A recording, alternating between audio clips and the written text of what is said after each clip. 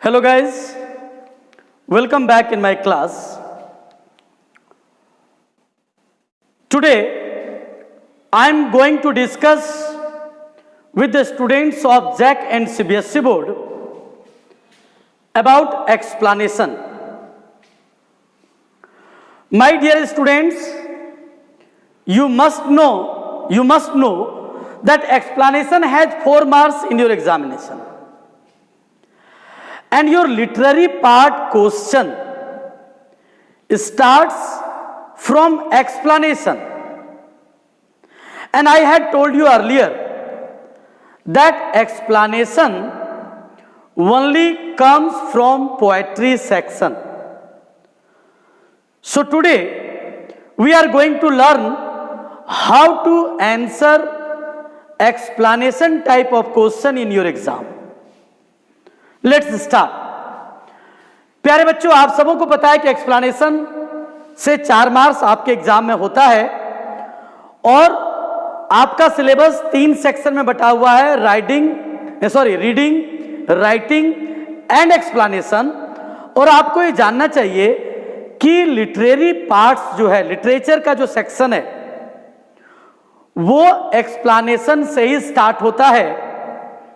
और आपके बुक में you have 6 poem in your books और इन 6 कविताओं में से कोई भी एक कविता का कुछ lines and extracts from poems दिए जाएंगे और फिर उससे क्वेश्चन दिया जाएगा, आपको उसका आंसर करना है। ध्यान दीजिएगा, 4 मार्क्स का है, चाहे जैक बोर्ड हो सीबीएसई बोर्ड। बड़ा इंपॉर्टेंट चीज है क्योंकि लिटरेरी पार्ट जब आप स्टार्ट करते हो तो आपको यहीं से स्टार्ट करना पड़ता है और हमारे हर विद्यार्थी को 4 में 4 मार्क्स लाना है। तो कंडीशन समझ गए होंगे आप लोग कि किसी भी कविता से 4 लाइन आपको उठा करके देगा। सबसे पहले आपको यह पकड़ना होगा कि ये पंक्तियां, ये लाइंस किस कविता की है, क्योंकि एक कॉमन क्वेश्चन होता है name the poem and the poet. तो जब तक आप कविता पोएम को नहीं पहचानेंगे, पोएट्स का नाम आप नहीं लिख सकते हैं। इसलिए प्यारे बच्चों, आप लोगों ने गौर किया होगा कि जब मैं पोएम पढ़ाता हूं तो बिल्कुल लाइन बाय लाइन पढ़ाता हूं। उसके पीछे मकसद मेरा यही है कि 4 लाइन का जो एक्सप्लेनेशन आएगा आराम से आप पकड़ लीजिएगा। तो चलिए हम लोग स्टार्ट करते हैं और पहचानने का प्रयास करते हैं कि किस कविता की है। Driving from my parents home to Cochin last Friday. जहां जहां मैंने ऑब्लिक दिया हुआ है इसका मतलब वो लाइन चेंज है। आप इन लाइंस को अपने बुक्स में भी देख सकते हैं। तो driving from my parents Cochin, याद आ गया होगा आप लोगों को कि ये माई मदर एट 66 वाला है। ध्यान रहे, बिल्कुल एक लाइन में इसका जवाब आपको देना है। जैसा क्वेश्चन वैसा जवाब, जिस टेंस में क्वेश्चन उस टेंस में जवाब देंगे। और ये इसलिए भी आसान हो जाता है क्योंकि from the extract of the poem, इन्हीं लाइनों में आपका आंसर छिपा हुआ है। चलिए now let's start how to answer the explanation type of question. First question here, name the poem and the poem. याद रखिएगा, हर एक्सप्लेनेशन में पहला क्वेश्चन लगभग यही रहेगा। कहता कि कविता और कवि का नाम बताइए। तो अगर आपने पकड़ लिया है तो आप इसको आंसर कैसे करोगे, ध्यान देना है। इसी प्रकार से आपको लिखना है, the name of the poem is my mother at 66 and the poet's name is Kamala Das. यह भी याद रखिएगा, इसको आंसर करते समय कविता का नाम यानी पोएम का नाम और पोएट के नाम को सिंगल या डबल इन्वर्टेड कॉमा में बंद कर देना है ना।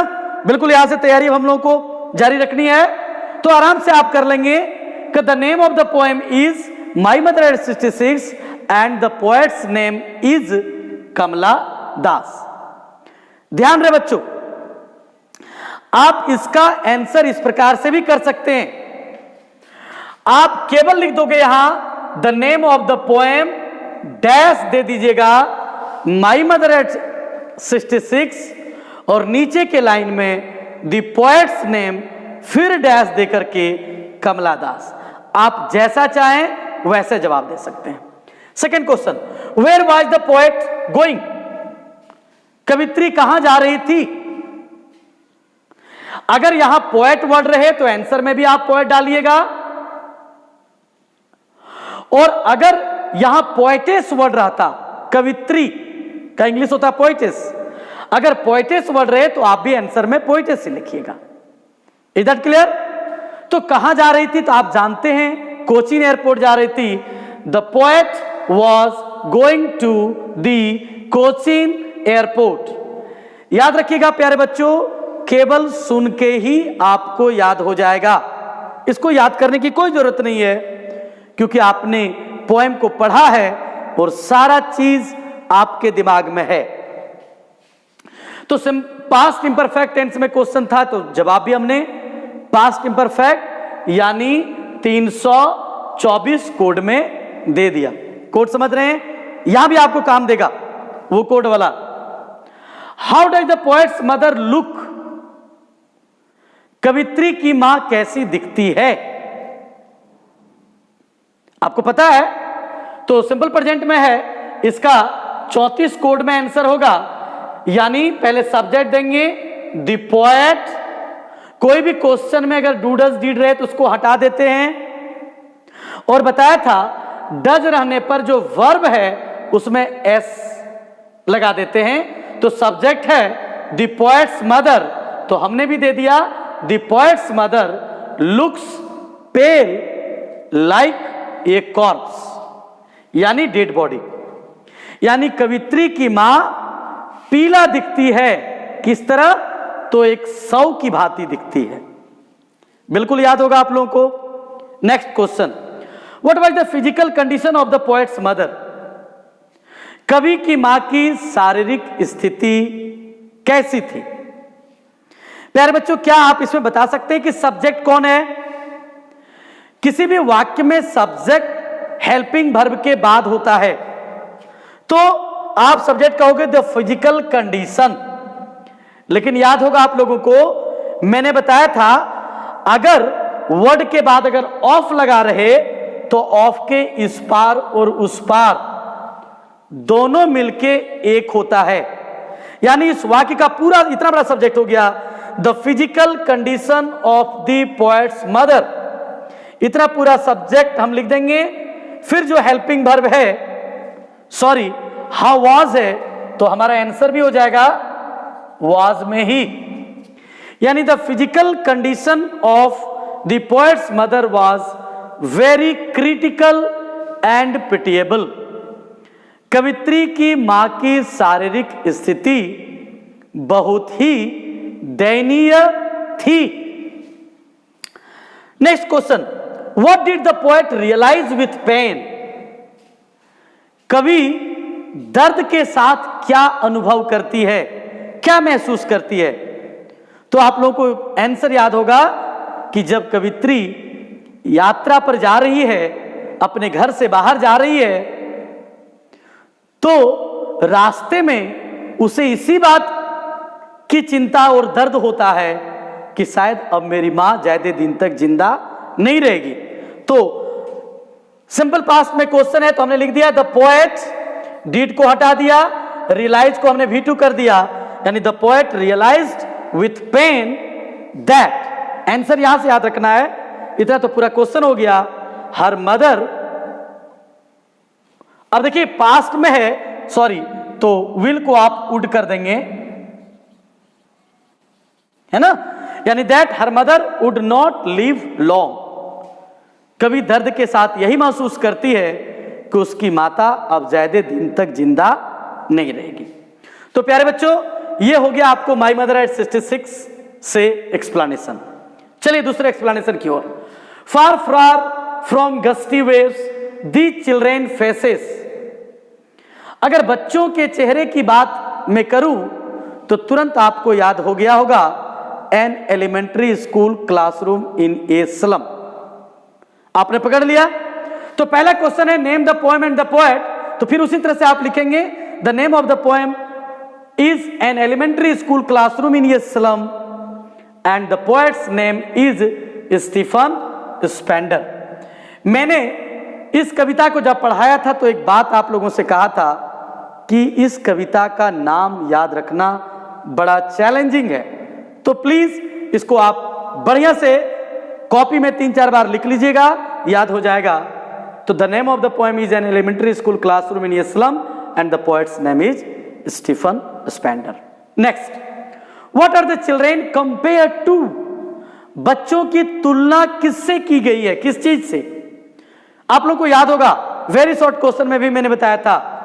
तो हमने the children are compare to, इतना दूर तक हमने क्वेश्चन उतार दिया। आंसर केवल है रूटलेस वीड्स, खरपतवार, अनवांटेड प्लांट्स, यानी बच्चों की तुलना रूटलेस वीड्स से किया गया है। मैंने कहा था कि आप हिंदी न याद रखकर इंग्लिश टर्म को याद रखिएगा। खरपतवार एग्जाम में नहीं लिखना है, लिखना है रूटलेस वीड्स। तो हमेशा आप इंग्लिश वाले टर्म को याद रखें, आंसर तुरंत हो जाएगा। Why is the tall girl sitting with a weight down head. कहता वो लंबी सी लड़की अपना सर झुका के क्लासरूम में क्यों बैठी हुई है? मैंने जैसे बताया था कि उसको अपना सर भी बोझ नजर आता है, प्रतीत होता है। She is unable to bear the weight of her head. क्यों ऐसा है? तो आंसर हम लिखेंगे the tall girl is sitting with a weight down head. Answer हमारा यहां से स्टार्ट होगा because she is physically weak, depressed and undernourished. यानी शारीरिक रूप से वो लड़की बहुत कमजोर है, डिप्रेस्ड है, निराश है, एंड अंडर नरिस्ड और कुपोषित है। यानी शारीरिक रूप से वो कमजोर है, बिल्कुल डिप्रेस्ड है और अंडर नरिस्ड है, यानी वो कुपोषित है, उसमें ताकत नहीं है, एनर्जी नहीं है, इसलिए वो सर झुका करके बैठी हुई है। अब एक क्वेश्चन है,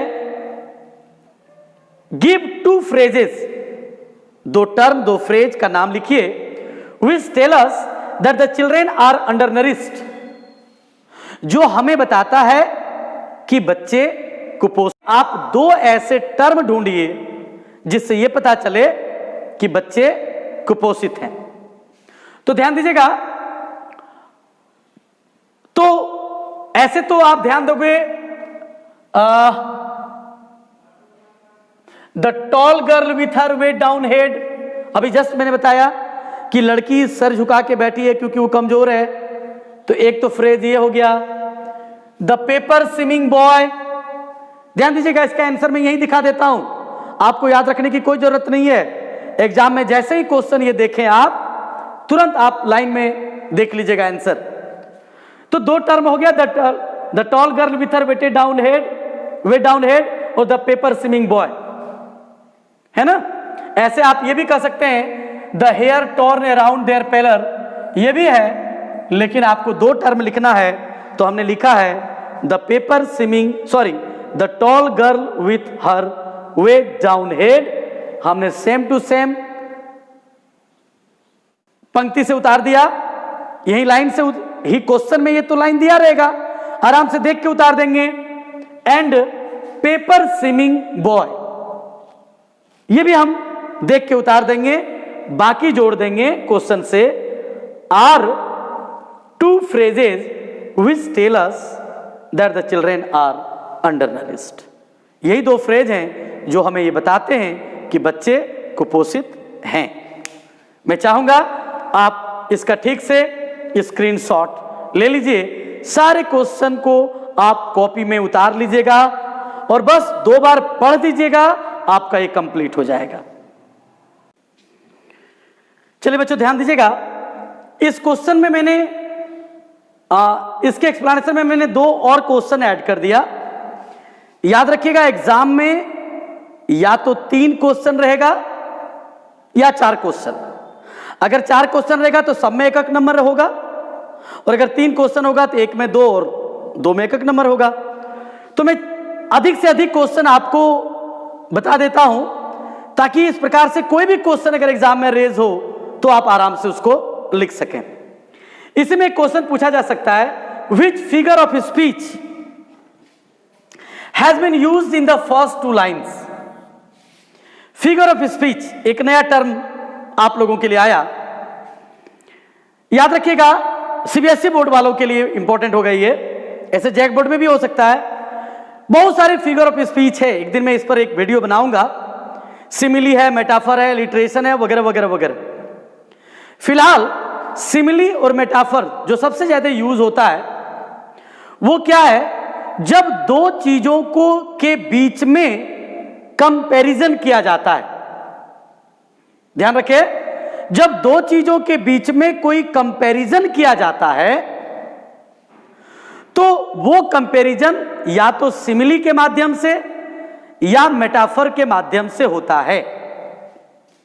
आप सिमिली और मेटाफर को थोड़ा मैं एक एग्जांपल से समझा रहा हूं, आप समझिए। जैसे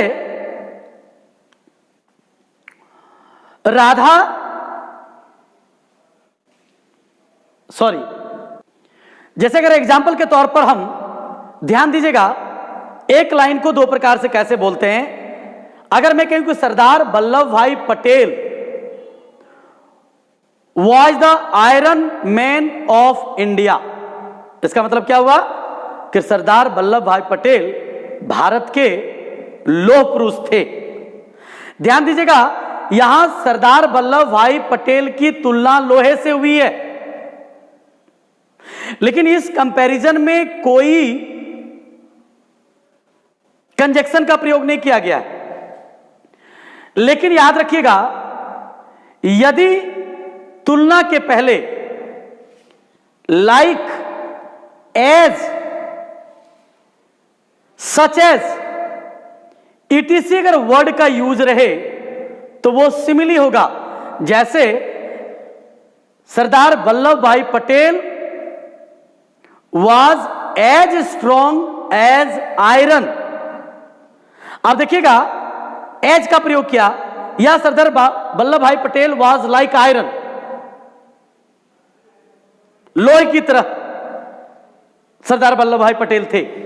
तो फिगर ऑफ स्पीच, तो the figure of speech used in the first 2 lines, याद रखिएगा, ध्यान दीजिएगा, यहां देखिएगा लाइक, रूटलेस, विड्स। किसी की भी तुलना अगर के पहले अगर लाइक लग जाए तो उसको सिमिली बोलते हैं। आप केवल इतना याद रख लीजिएगा, the figure of speech used in the first 2 lines is like, rootless, weeds. पूरा इस लाइन को देख के उतार दीजिएगा, and it is a simile. इसको याद रखना बढ़िया से। Next, what does the word pallor, ध्यान दीजिएगा, इसमें एक वर्ड है पेलर, या कहता है इसका मतलब क्या है।